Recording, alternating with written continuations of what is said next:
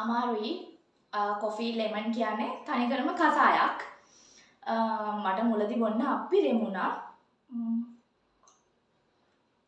ඒ වුණාට දැන් පුරුදු වෙලා එකට සහ ඒකේ ලැබෙන රිසල්ට් එක නිසා වැඩි හිතන්නේ නැතුව පානය කරනවා. ඉතින් ඔයගලන්ට මුලදී අමාරුයි. ඔයාලට කමන්න අනිවාර්යෙන්ම try කරන්න.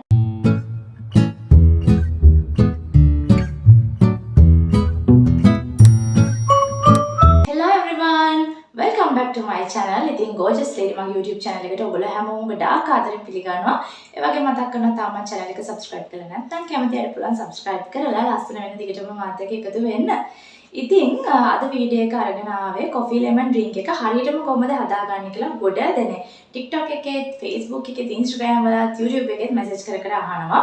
ඉතින් මම හිතුවා ආයෙත් ඒක හරියටම කියලා දෙන්න. ඒ වගේම මම පොඩි දෙයක්ත් අරගෙන ආවා. මම උදේට දැන් වීඩියෝ එකක් කරන්න ඕනේ කියලා තිබ්බට මට ඉක්මනට වැඩ කරගන්න හින්දා මට මතක්ුන්නේ නැහැ lemon drink එක හදාගන්න විදිය වීඩියෝ කරන්න.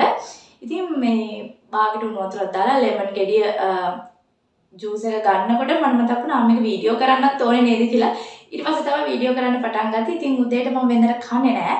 අද මම මොනවද කන්නේ කියලා ඔයගලන්ට ඔන්න පෙන්නනවා. ඉතින් එහෙනම් වීඩියෝ එකට ගිහිල්ලා බලමු කොහොමද මේක හදාගෙන පාවිච්චි කරන්න කියලා. ඉතින් ගොඩ දෙනෙක් අහලත් තිබුණා coffee lemon drink එක හරියටම හදාගන්න හැටි කියලා දෙන්න කියලා. ඉතින් ඒක නිසා මම දැන් අද උදේට බොන්න ගන්නකොටයි මතක් වුණේ වීඩියෝ එකක් කරන්න ඕනේ කියලා. ඉතින් මේ බාගෙට දෙහි ගෙඩිය මිරිගෙන ගමන් තමයි ආයෙ ඉක්මනට ෆෝන් එක සෙට් කරගෙන මේ ඔයගලන්ට වීඩියෝ එක අරගෙන එන්න හිතුවේ. එහෙනම් ඉතින් වැඩි විස්තර අවශ්‍ය නැහැ. Nescafe coffee එක තියෙනවා. Nescafe දැන් ප්‍රශ්නයක් තියෙනවා හැමෝටම Nescafe ගන්න නැහැ කියලා. ලංකාවේ රටබඩු කඩවල් වල එතකොට ලංකාවේ සුපර් මාකට් වල ගන්න තියෙනවා. නමුත් හැම එකම coffee නිසා දැන් මම try කරලා තියෙන්නේ තාම Nescafe විතරක් නිසායි මම Nescafe ගන්න කිව්වේ. නමුත් ඔයගලන්ට ලංකාවේ හරිස්චන්ද්‍ර සහ වෙනත් coffee වර්ග හොඳ strong coffee වර්ග තියෙනවා නම් ඒ ඕනම coffee වර්ගයක් ඔන්න පාවිච්චි කරන්න පුළුවන් කියලා මේ වෙලාවේ මතක් කරනවා. ඊළඟට ඉතින් දෙහි අරගත්තා. ඉතින් මේ වගේ දෙහි ගෙඩියක් අරගෙන දෙකට කපලා භාගයක් තමයි මම හැමදාම ගන්නෙ. ඉතින් දෙහි නැති lemon නැති අයට දෙහි ගන්න පුළුවන්. ඉතින් මේ දෙක තමයි ගන්න ඕනේ. මීට අමතර වෙන කිසි දෙයක් ගන්න නැහැ. ඊට පස්සේ තියෙන ඉතින් තේ බොන කෝප්පේ උණු වතුර ටිකයි. දැන් මේක හදා ගන්න හැටි බලමු. ඉතින් කරන්නේ මේ විදිහට lemon බෑය හොඳට හිස්ම ටික ගන්න එක.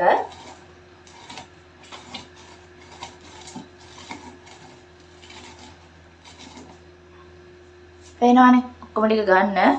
මේ දවස්වල නාස්ති කරන්න එපා. විශේෂයෙන්ම ලංකාවේ දේවල්. ඉතින් හරි. දැන් මෙතන හොඳට හිස්ම ඇවිල්ලා තියෙන්නේ. මේ පේනවනේ මේ හිස්ම ටික මම දැන් කෝප්පෙට දා ගන්නවා. ඊළඟට කරන්නේ අපි coffee එකතු කරගන්න එක. ඉතින් coffee එකතු කරගන්නකොට එදා මම පෙන්නපු වීඩියෝ එකේදී පොඩි හැන්දෙන් දෙකක් තමයි එකතු කරගත්තේ තේ හැන්දෙන්. ඉතින් ඒ කියන්නේ මේස හැන්දක ප්‍රමාණයක්නේ. අද මම එකතු කරගන්නේ ලොකු හැන්දෙන්ම පුරවලා coffee එකක්. ඉතින් මේ තියෙන්නේ විදියට ඇඩ් කරගෙන මේ දෙක ටිකක් හොඳට කලවම් කරගන්නවා.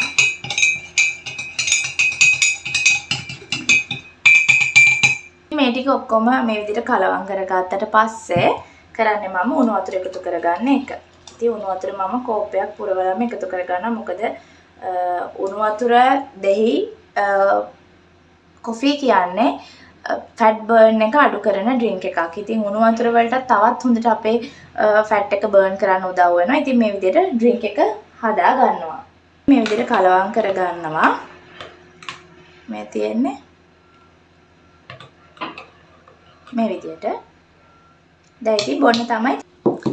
ඉතින් මම දැන් coffee එක හදාගත්තා. ඔයගොල්ලෝ දන්නවා උදේට මම බිස්කට් එකක් ඒ කියන්නේ ඉන්ටර්ග්‍රාලේ එහෙම නැත්නම් කුරක්කන් ක්‍රැකර්ස් මොනවා හරි කුරක්කන් පාම් පෙත්තක් වගේ දෙයක් තමයි ගන්නෙ.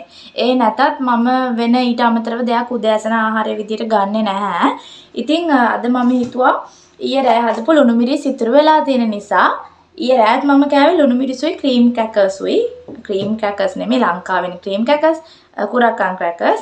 ඉතින් දැන් උදේටත් මට ලුණු මිරිස් එක්ක ක්‍රැකර්ස් කන්න ආස හිතුණා. ඉතින් දැන් මම මේ ක්‍රැකර්ස් මැදට ලුණු මිරිස් ටික ගාගෙන තමයි කන්නේ. හැබැයි කන්න කලින් තමයි මම මේ coffee එක බීලා ඉන්නේ. coffee එක බීලා අපි බලමු ක්‍රැකර්ස් කොහොමද කන්නේ කියලා.